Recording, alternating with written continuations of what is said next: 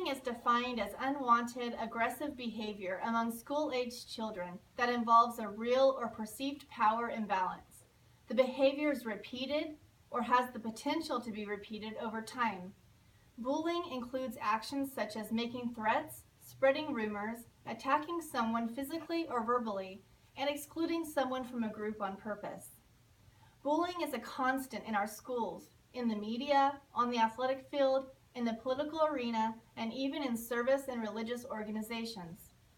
No wonder children pay minimal attention to cries against bullying when examples of bullying permeate their lives. It's become so prevalent among our youth, and sadly, consequences can be quite fatal. An example is the Phoebe Prince story. The death of Phoebe Prince in January 2010 was one of the most widely publicized examples of just how far things can go. Having moved to Massachusetts from Ireland, she was repeatedly abused at the hands of her classmates to the point that she chose to commit suicide. What is worse is that according to news reports, teachers and administrators in her school, they knew of the abuse and did nothing to stop it. Unfortunately, this scenario is not as uncommon as people may want to believe. On March 10, 2011, the White House sponsored the Conference on Bullying Prevention, and a government website was established to provide educators, students, and parents with resources to combat verbal and physical abuse. At the opening of the Conference on Bullying Prevention, President Obama stated that in the United States, 1/3 of all middle school and high school students have reported being bullied through verbal and/or physical assaults. How can we identify a bully? Bullies tend to have a need to control and dominate others. They're quick-tempered and impulsive. They take pleasure in seeing someone or an animal in distress. They find it difficult to see a situation from another's point of view. They refuse to take responsibility or deny any wrongdoing. They tend to blame the target. They feel superior, and they have a lack of empathy, insensitive to the feelings or needs of others. Does bullying have an impact on academic success?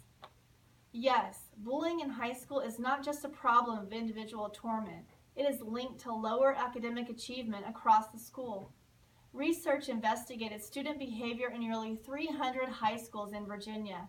The research showed that high school campuses with more reported bullying had lower passing rates on Virginia's standardized tests. How does bullying affect the victim? It attributes to low self-confidence, increased anxiety, poor social skills, sad or depression, and makes the targets fearful, and they have few or no friends. What can we do to help?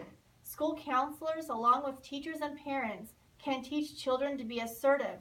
They can emphasize peaceful ways to solve problems and encourage kids to stand up for themselves. We can show kids safe ways to help others. Make it clear that you expect kids to take action if they see someone being hurt. Hold kids accountable. If children are standing by and watching someone being bullied, make it clear that their behavior hurts the victim too. Be a good example. If you see someone being bullied or hurt, help them. Build empathy in your kids and help them develop social skills. From a young age, encourage the children to play with others and to be friends with many different people. Have them embrace diversity. What can students or kids do? They can walk away. This shows bullies that their behavior is not funny or okay. They can speak up. Tell bullies what they're doing is wrong and stand up for each other. Be a friend. Sometimes kids get picked on because they don't have any friends or anyone to stand up for them. When kids befriend someone being bullied, bullies are less likely to pick on them. Ask others to help. When more kids stand up to bullies, the bullies will be more likely to realize that their actions are not okay. Get an adult. Sometimes kids who are bullied are scared to ask an adult for help because they think it'll make the bullying worse. Now let's join some kids and do a fun activity. Hi kids. Hi. How are you? Good. All right. So every one of you have a paper here that's titled David's Story.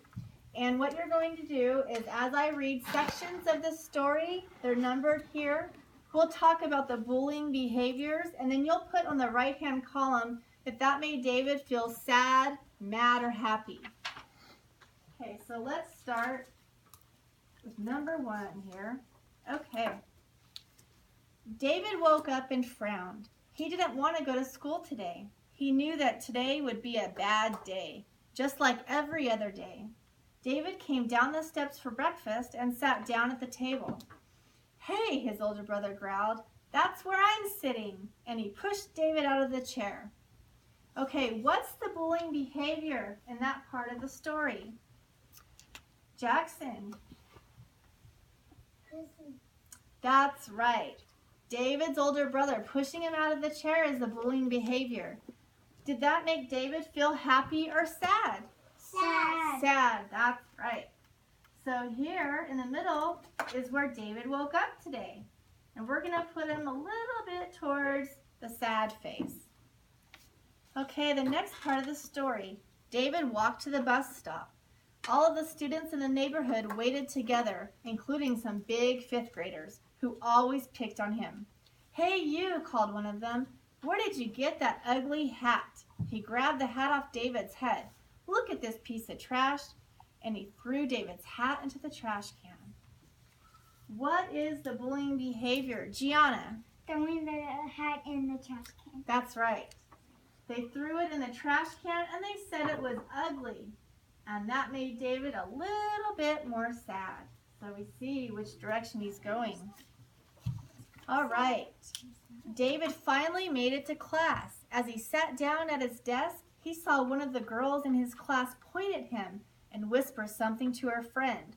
Her friend laughed and told the girl next to her, and she laughed too. David felt his face getting red as he sat down and stared at his desk. What was the behavior that was bullying? Happy? No, not quite. What was it, Gianna? It was when the girls talked about David, right? He was embarrassed and it made him sad. So they were talking about him in private and whispering and giggling at him. So he's a little bit more towards a sad face. For lunch, David usually ate with his friend Joe, but today Joe was absent. He walked over to a table with an empty chair and started to sit down. "You can't sit here," a boy at the table said. "This seat is saved." "We don't want you here. Go away." David ended up eating by himself. Okay, what's the bullying behavior there? Jada, do you know it? What's the bullying behavior at the lunch table? Faith. The boys wouldn't let him sit anywhere. That's right. It was very mean. The boys didn't let David sit at the lunch table. Okay, the last part of the story. At recess that afternoon, nobody asked David to play, so David stood watching the others. Suddenly, one girl ran up and called David a name. Other boys and girls nearby started teasing David too.